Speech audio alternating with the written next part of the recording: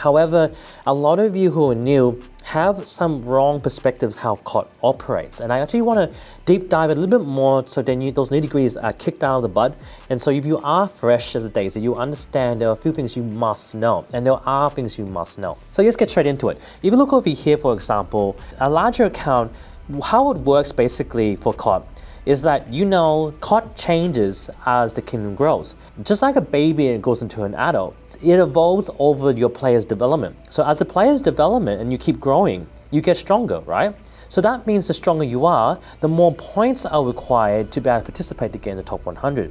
Why does this matter? It matters because that determines that if you happen to be a small player, and I'm seen and heard over the kingdom chats and clan chats over and over and over again, especially for those who are small, why when they spend real money, push even harder, try to go, and still yet they don't achieve a spot in the top 100.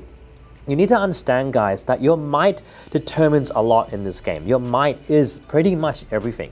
If your might level is low, then you're not going to get in that far. If your might level is high, then you're going to be versing other people who are a lot higher. That's just the way things are. This is pretty much the law and the environment of how Clash of the Thrones work. So just take a look at this. In here, you'll notice we got players at level 200 something, 300 something, pretty much high level, right? If not up to 400 and whatever. And on this kingdom here, it may not be at the advanced level, which is level 400-ish to 500. The point systems here, you can see are reaching into 1 billion basically, right?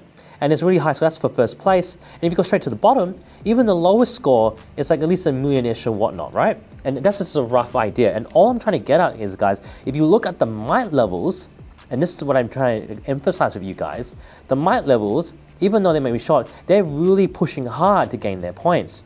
Now, points in COT can be earned in different ways. We all know that. You can earn it through CP runs, which gives you more points within the clans. You can earn it through individual runs, and you can do it with multiple people across the 2 days that COT is operating. And of course, at the end of the day, you have to go into a voting system. We all know that.